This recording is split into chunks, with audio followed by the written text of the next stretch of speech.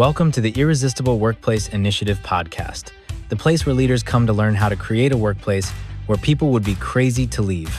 Join your hosts, Holley and Tony McConnell, as they serve up stories, strategies, and real talk that you can actually use today. Let's get into it.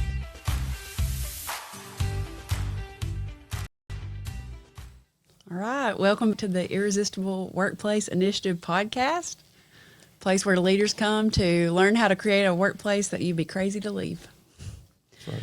And I'm so excited that we have our visionary Dow Smith of Dow Smith Construction Company with us, and Tony McConnell, the Colonel. And so we're going to, Tony, let's just kind of take a little trip down memory lane to start. And we're going to get refreshed on Dow's original vision and then bring it up to kind of where we are now. Okay. And then maybe look at where we're going to go. And it's wide open because we're always growing, always changing, always learning. But this is where we are today, right? Yeah, it's it's good to have you here, Dow, because you are one of the business owners, leaders of an organization that strives and started striving early on to build a workplace that people would be crazy to leave. And, you've had success at that. Yes. And I remember one of our early on conversations was you would like to see how to help our community as a whole and the organizations and the trades and other organizations do the same thing. Yeah. And I think you've done well at that. You are the prime example of what we would like to have as a Irresistible Workplace Initiative member / client. So that's why we like having you here. Well, I appreciate that, and man, it's great to be with y'all. Yeah, y'all are two of my favorite people to be with, and as I reflect back, what maybe jumping ahead, Holley, but this really came to fruition in my mind, or maybe it started in my mind as I was driving back from the EOS conference that was in Indianapolis. What was that, 3 years ago? And don't want this to become an EOS advertisement, but I do want to emphasize how important EOS is to us, which is an operating system. So anybody who a potential IWI client needs to have a very viable working operating system. EOS is one of those. But so I was coming back from the EOS conference, and you learn a lot of great ways how to use an operating system and a lot of tactics combined with strategy. And I was seeing many organizations, some that you could tell were really thriving, and some that were not, that were struggling. And part of Gino's thing is this Q&A when he does a talk or after he does a seminar. And I could tell those that were really struggling, they didn't have a operating system problem. They had a culture problem is what their struggle was. And I said, man, that if you can combine a strategy and an operating system with a culture, you're really going to have something magical that happens then. And I felt like we have that at DSC then, and as we've evolved. And there are many great things DSC that I'm very proud of, but the number one thing I'm proud of is our people. And if there's anything that I want for us to give forward is how to have a great culture. That's where my heart is how can people have a great culture, place where you want to go to work, a place that I look forward to. I was so eager this morning to get up. I had a great Christmas break, and it was great to be off. But I was pumped because of the people I was going to go work with this morning. Yeah. I was pumped. Yeah. In fact, I had a tough time going to sleep last night because I was excited about it. Yeah. And I think everybody should have that opportunity, or at least more people should have that opportunity. I'm looking forward to going, and what we do is important, but I think who we do it with is just as important, maybe even more. But they're at least equal. But there's something that we're trying to discover. What is that, and how can that be reproduced in any industry and in any context, or how can it be? That's the journey I think that we're on. How can what we have at DSE be duplicated at other places? Yeah, while we're still learning, even at DSE. We are very much in the early stages of this. Yeah. And whether that's good or bad, we're figuring this out as we go. Yeah. And Tony, we're practitioners, so it's not like we are experienced consultants on this. We are in the arena every day. Every day we are in the arena, making our mistakes and having our successes as well. So I think that's probably the key of our uniques. Is like, we're doing this as well too, and we're going to make mistakes together in this journey together. Yeah. I want to highlight one thing you said there, and we've really talked it a lot at our two tables that we have growing now, because so many business owners think that they are not impacted by the culture, and they are. I mean, like you said, you like going to work and working with people that you like, and in a culture that you like. And we try to tell the business owner, that's one of the first things that we really try to make them understand, is that they have a right to enjoy coming to work as much as the people around them do. I mean, I was like, I tell, I'm not going to say people's name, but I told one guy, I was like, Doug, this is your life. Why do you not want to love it? Why would you not want to be, really involved in it and love it? And yes, they have that right, but they're also the one who has the most influence and control of that. That's right. And if they're not happy, or they don't like culture, then there's no way that they can make the culture better. Right. That's correct. As the leader goes, so does the culture. Yes. Well, I think we've said the quote a lot, and I can't tell who it is. You guys might know, but culture eats strategy for breakfast. I think Lencioni. I'm not sure, but culture eats strategy for breakfast. But what I heard you say just now is, why don't we have both? Have an operating system. Like you could see when you looked around at that conference, these guys got the operating system. Why is it not working for them? Because they don't have a strategy for their culture specifically. That's correct. So I think having both is what sets us apart to go, we're actually going to invest dollars and people, resources, and everything else into our culture. It's not just a byproduct, it's intentional. And here's what we're doing at DSE, which for this to work, the owner and anybody else, and being a that is in what we call a key seat, has got to be both on an inward journey and an outward journey. How can I be a better person? What does my heart need? Well, Doug, I mean, all business owners, we want more revenue and we want more profit. And I'll add to this: if you have less people problems, you'll have more revenue and you'll have more profit. So that's a key part. But for that to happen, we all have to look at the mirror every day. We need to be looking at the mirror every day. And how can I be a better person? What does my heart need? What does my inner child need for me to have a good day? And so that's got to be a key part of it. And then, so as we implement a great workplace, it's both how can we do this together, and then what do I need as well too. It touches a lot on radical candor as well too. Yeah. Well, we've talked about, I think, one of our conversations, how leaders don't think they deserve that, and I think that there's some sort of, I've got to be miserable at work for it to be work. What do you say to that? That is a fear-based, scarcity-based bullshit.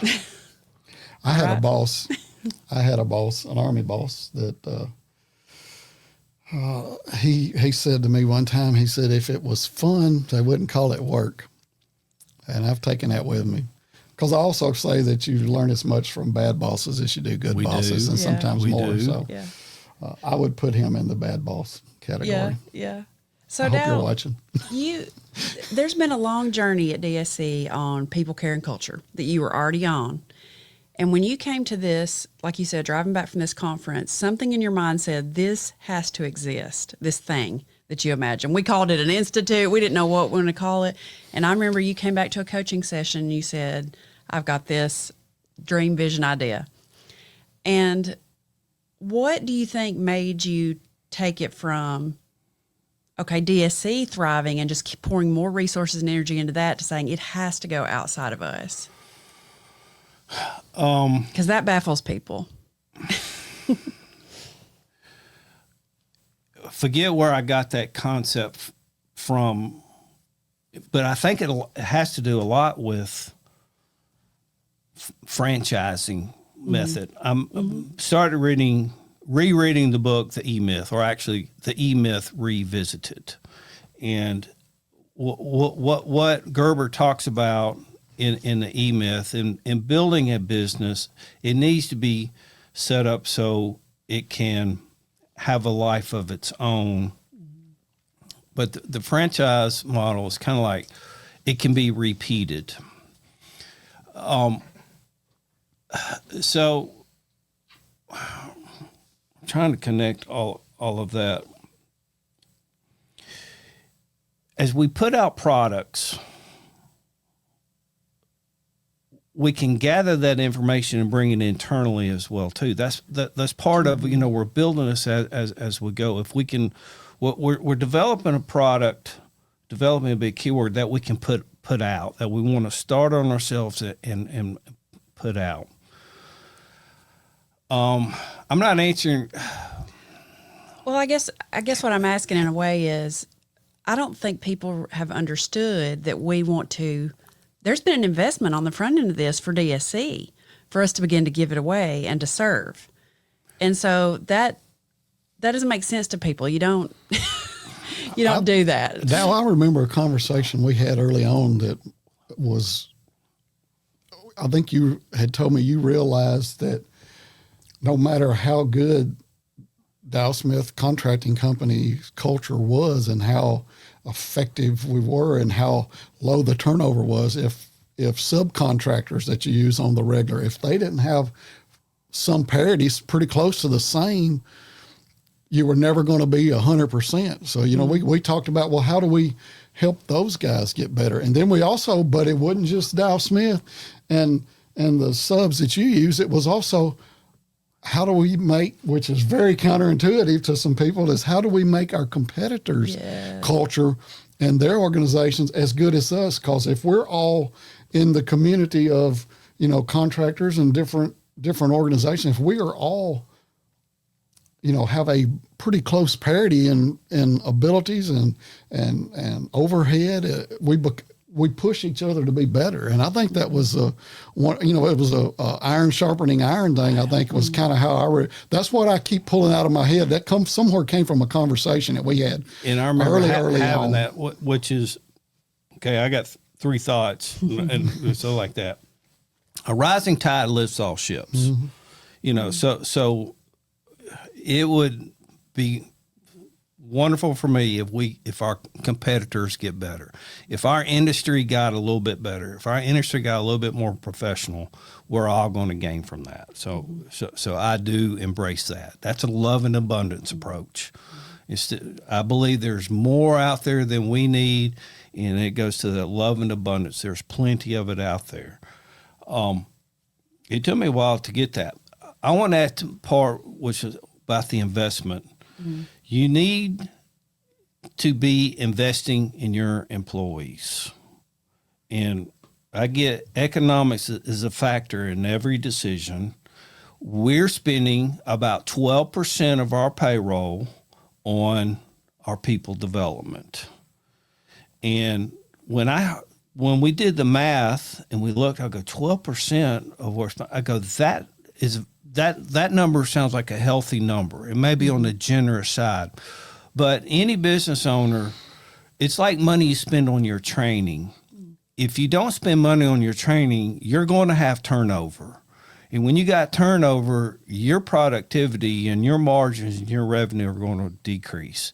And when you got a stable workforce with fewer people problems, your revenue is going to go up and your margins are going to go up. So it's all about having as fewest people problems as possible. We can't get rid of our people problems or challenges or issues. But Tony, you mentioned like our subcontractors. When our subcontractors, when they're having life issues, it impacts the productivity on our job site. And we could take the approach, that's our sub and that's his problem and he's like that. I'm sorry. If the foreman of our plumbing crew is going through a divorce, it's going to impact that project schedule. Mm-hmm. And you can have a Pharisee cold heart about that and say it shouldn't be. It just is. That's a reality. So I think a key part of it is just caring. So that's a life issue that needs to be dealt with. But if you got a system and a plan in place so those issues can be minimized and dealt with, it works out because they're happening.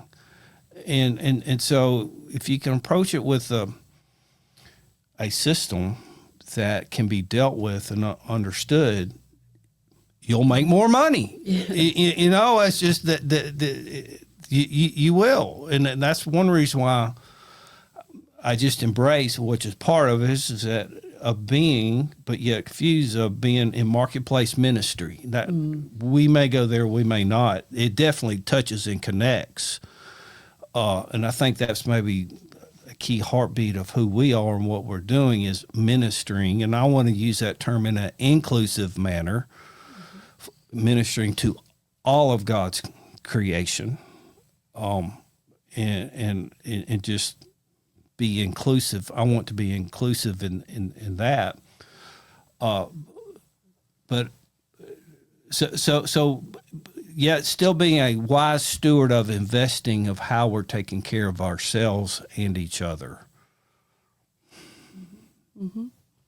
Yeah. To me, and you and I have discussed this too, and Holley and I talk about it on a regular, is it's much better to spend part of the profits training someone, getting them training, helping them grow, either, even if it's just, horizontally and not vertically, helping them grow and become a better at the jobs they are doing and a more well-rounded person than it is to be spending that on a job search or on an employee search, trying to find a new employee because that person left and went somewhere where they could get that. How much does employee loss turnover cost? It's anywhere from their salary plus 50% to their salary plus 150%. It's an estimate. Yes. I mean, it depends on the position, and it also depends on the marketplace. But in construction, turnover, as you know, is 50%, which is so let's just say a person who makes a base salary of $60,000, mm-hmm. and you have continual turnover on that. That's going to cost you $90,000 on the low end. On the low end. So to me, let's spend $20,000 to make that problem not happen. Yeah. That's a $70,000 gain. Yes, it is. Right? Yep. Mm-hmm.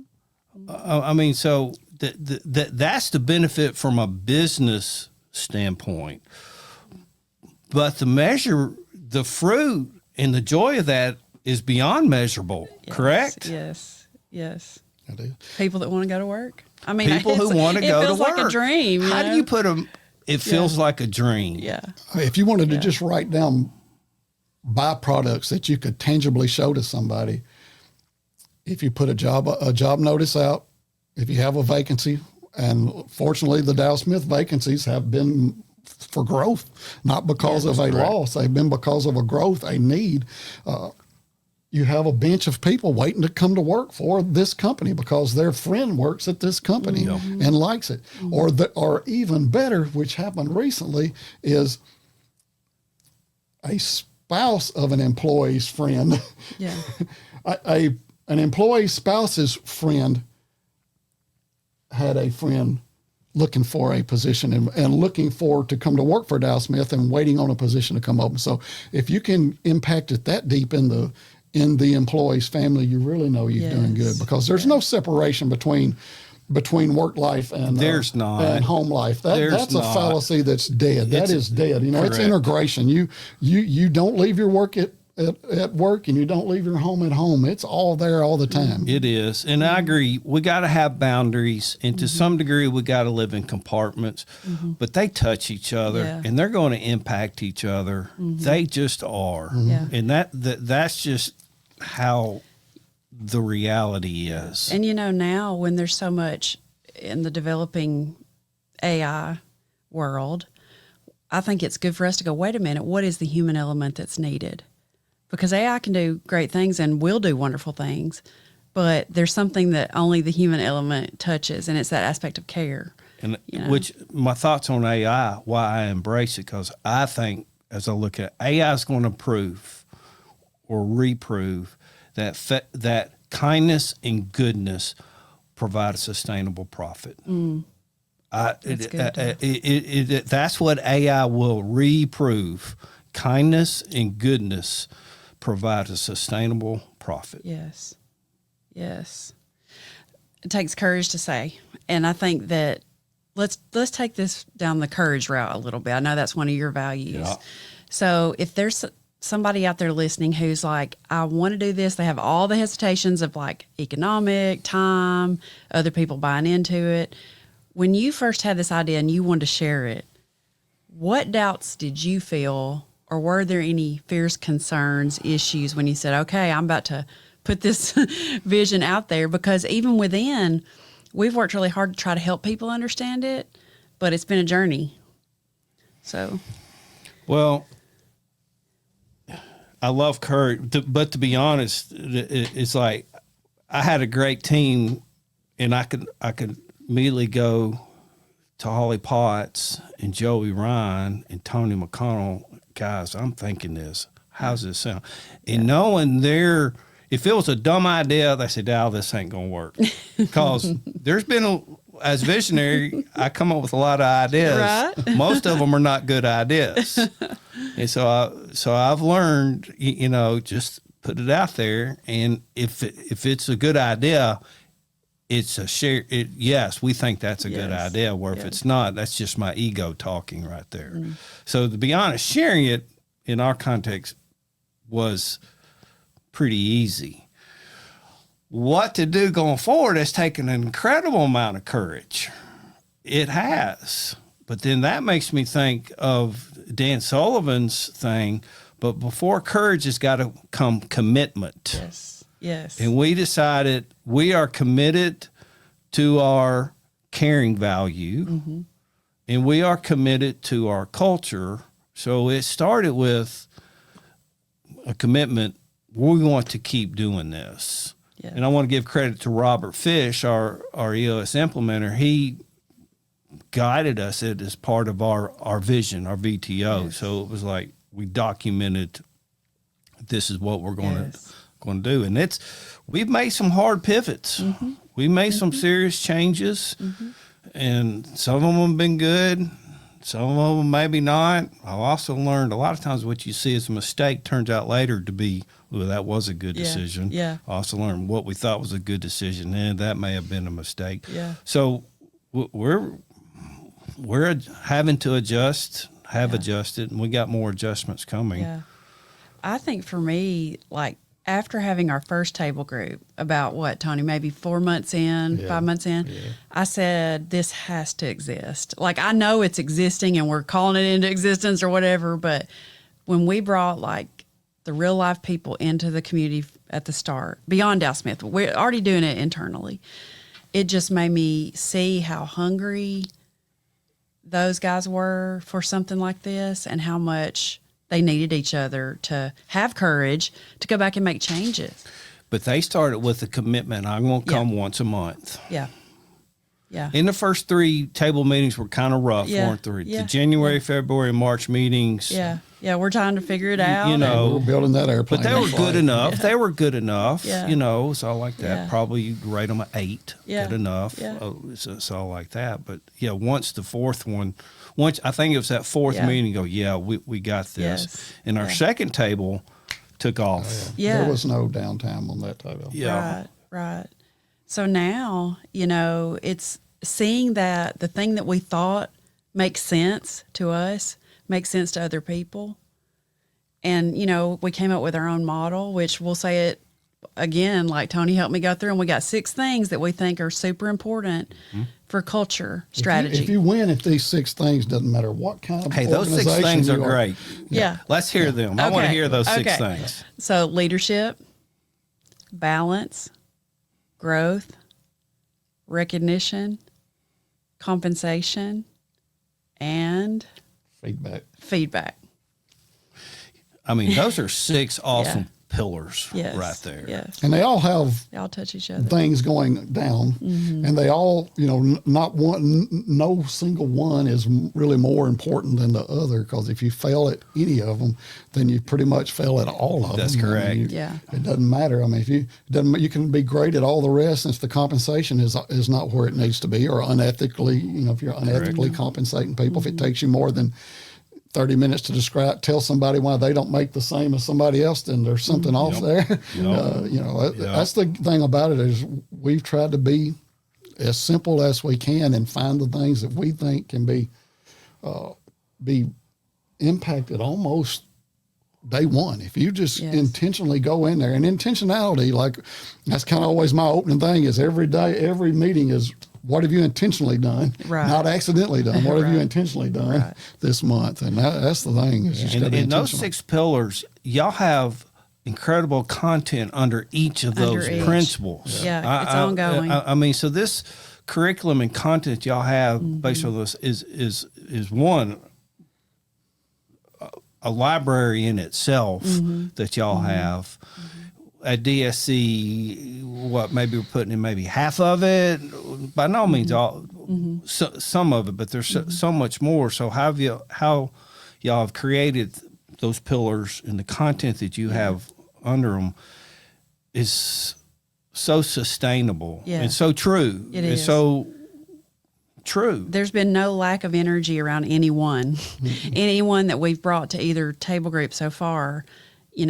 People have very real life stories that connect right to that pillar. And so, it's been, how we went from this idea of, okay, we want to have a sustainable community of people who build an irresistible workplace, to go, wait a minute, what does build an irresistible workplace? And to be able to break it down. And of course, you can add to those, but they're probably going to fall under one of them, but I think if you have those things well-rounded, it's going to be a pretty darn good place to work. I mean, it's been my experience. It will. Or at least it'll be a better place to work. Yes. So what part of the vision still feels a little unfinished?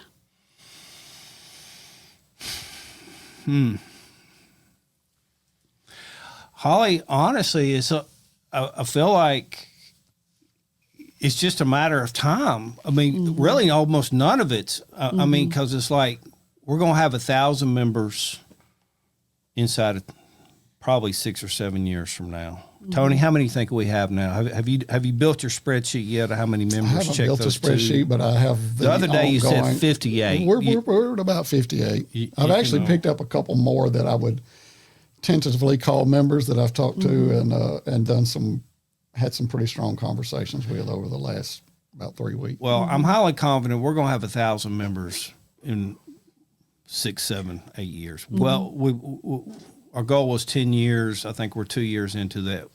We're going to beat that. So I think we're very much well on track on that. We have our offerings now of the tables.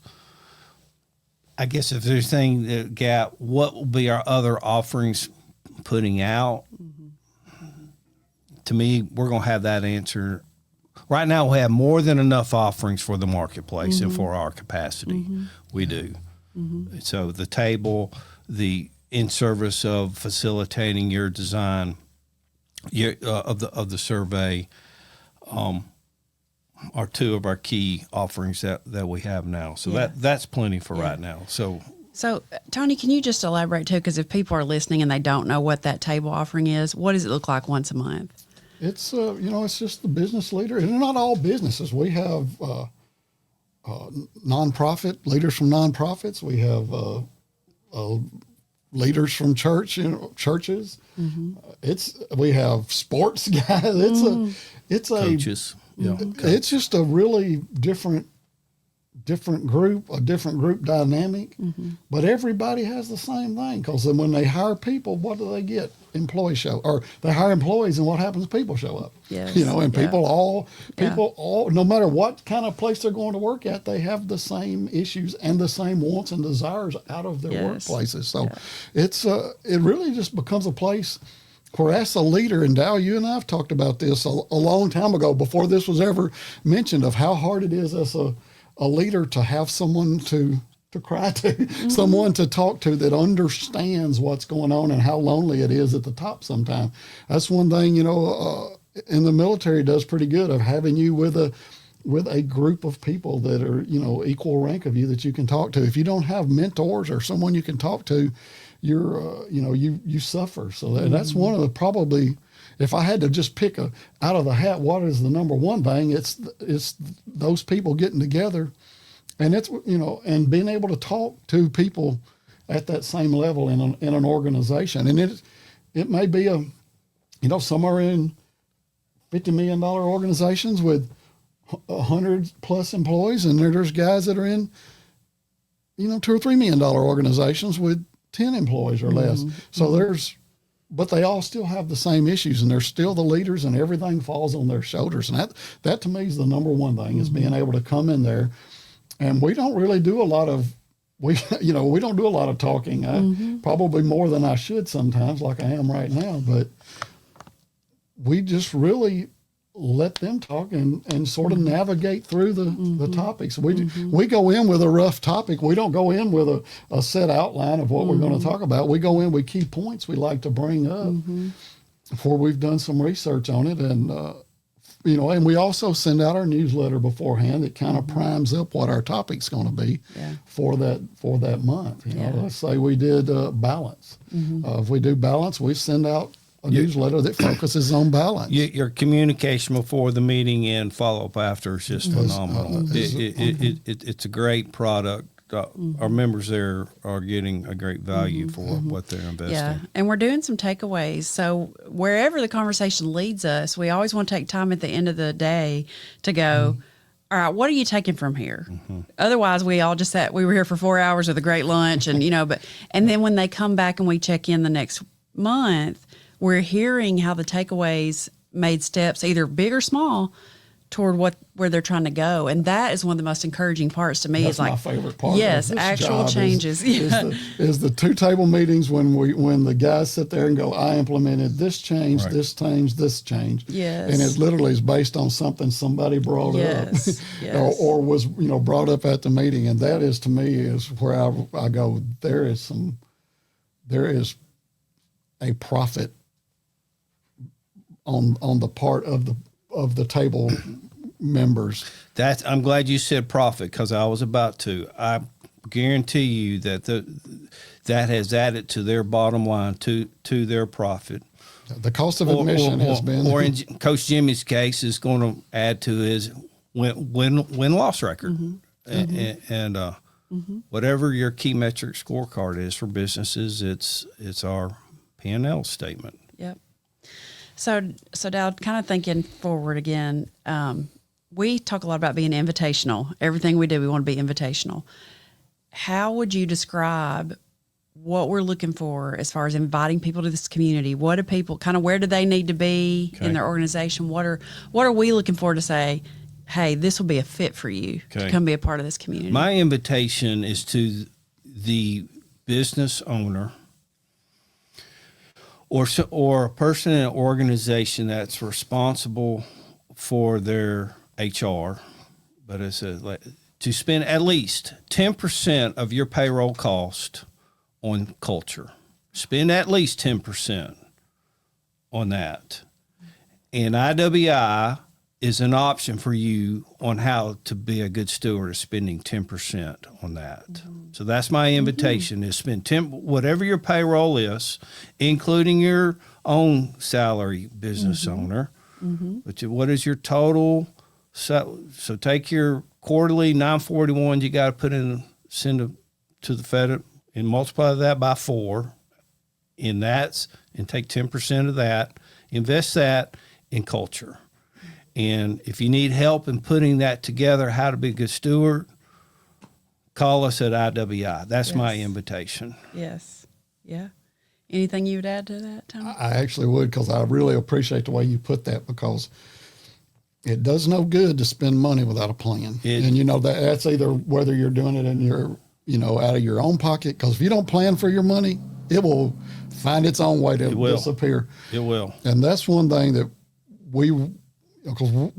I believe in being a good steward of everybody's money. You know, I'm a good steward of your money. I'm a good steward of my money. And I always have been. In every job I've ever had, I've never felt like wasting the federal government's money when I was in the Army. I try to be a good steward and of people's time. Time is, you know, as a business owner, time's probably as valuable or more valuable than the money sometimes.